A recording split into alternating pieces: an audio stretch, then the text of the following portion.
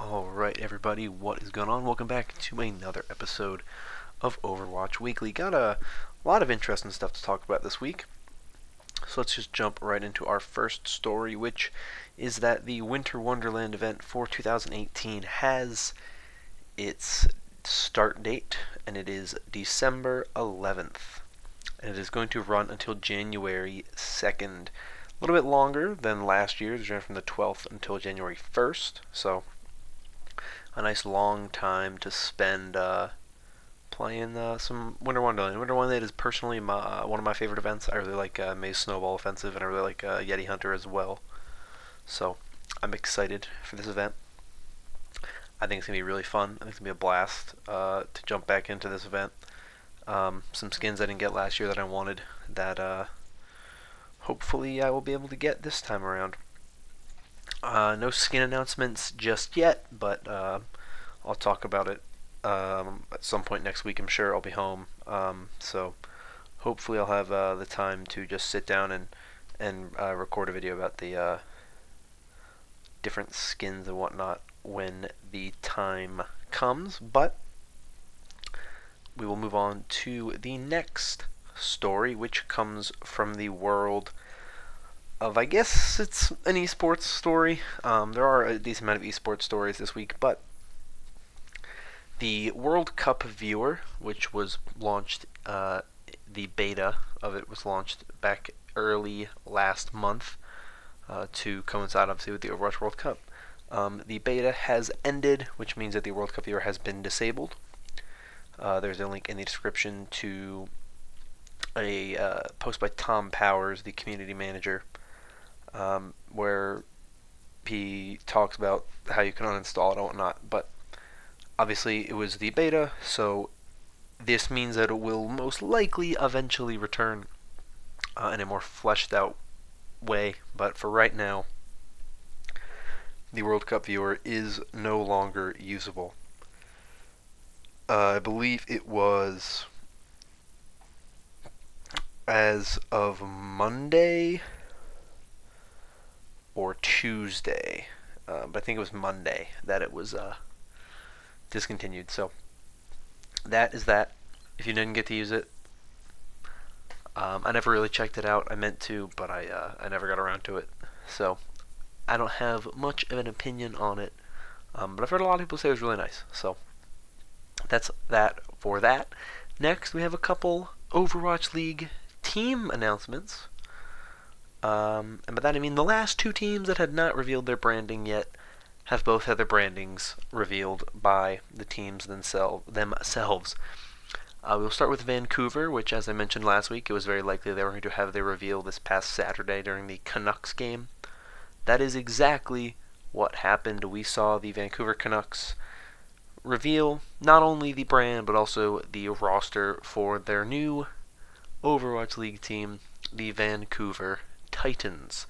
You should be seeing an image on screen right now of the Titans roster. I'm a huge fan of the color scheme here. I'm a big fan of green. I like blue. I like the look of it. The roster is very interesting. I'll have a more in-depth video on it when I get to that team in my Fan Thoughts and Analysis series. But their roster is comprised of the old Runaway roster, which was a team that has had a lot of success in Contenders Korea, or just the Korean Overwatch scene over the years. So I'll talk about that more when I get to that video, but it's a very interesting roster. But that, of course, is not the only team that had an announcement this week. We also have the Washington Justice, the team representing Washington, D.C., that have been revealed. You can see their look on screen. The Justice have been making some announcements about their roster. I don't believe they've announced their full roster just yet. But if you go to their Twitter, at WashJustice, you can see some of their roster. I believe they've announced 4 players so far. And that still seems to be the case as of me recording this. I will have, of course, the player tracker in the description if you want to check that out. It's been updated. They have all the teams on there now, finally. So, yeah. That is it for the team announcements. That is it for the news on that front. There is one final story, which is once again Overwatch League related, but on a slightly different note. And this comes by way of Fanatics. Fanatics is a sports merchandise company, not the esports team. This is the clothing and merchandise company that does a lot of stuff with the NFL, with college sports, with whatever you name a sport, they are pretty much involved with it. This comes from Monday though, and this article or this press release you can see in the description.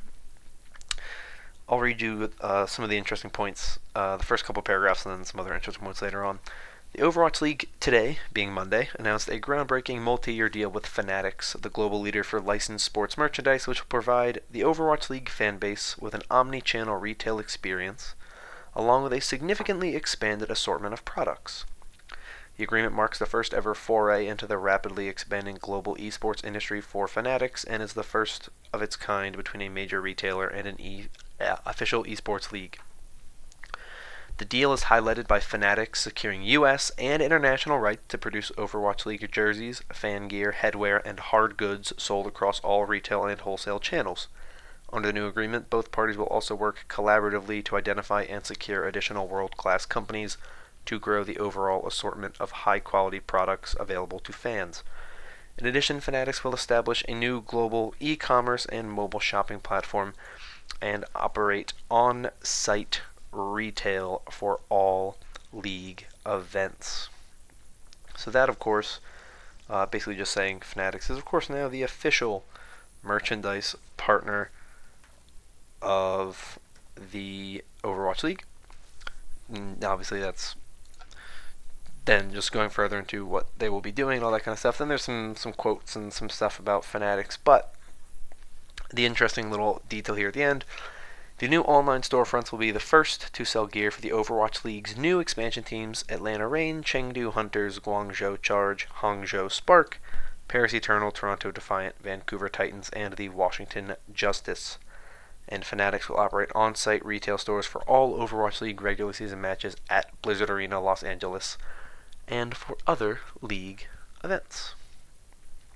Further details about the official launch of the new Overwatch League e-commerce platform and the 2019 season will be announced at a later date. That is a very interesting story. I think that it shows a big change in the direction of what Overwatch League wants to do. It makes the Black Friday sale that we saw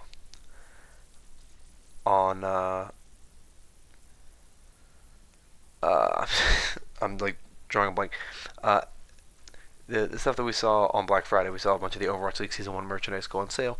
Makes sense. They're trying to basically clean shop and get rid of a lot of that stuff because they're moving into a new brand with Fanatics and a new deal in play with that. I'm interested to see what this does. I'm interested to see what the price impact is. Will we see more expensive goods as a result of this? Will goods be cheaper as a result of this? I know I bought my my Overwatch League jersey on sale when I bought mine. I got it for like $30. It was like 50% off or so. And then this Black Friday sale stuff was 75% off. Earlier should have gotten some, but I didn't. But I'm interested to see, one, how the jerseys differ. I'm interested to see if the league itself, if the players have a different quality of jersey now, or if it's all going to be the same as last season, if it's going to be just the same kind of material that we have and the same design just through Fanatics. I don't know. It'll be interesting to see how stuff changes. Obviously, we will see some stuff come out in the next month or two before the league actually kicks off for Season 2.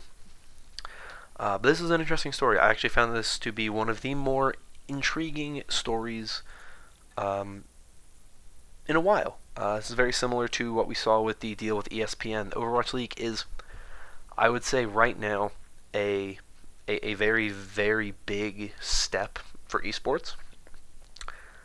It's the most traditional esport in the sense that it's similar to a professional sport, right? You're representing a city, and it's a little bit easier to kind of grasp. And I think that this is really where Blizzard is succeeding. I think Blizzard's goal with a lot of the Overwatch League was to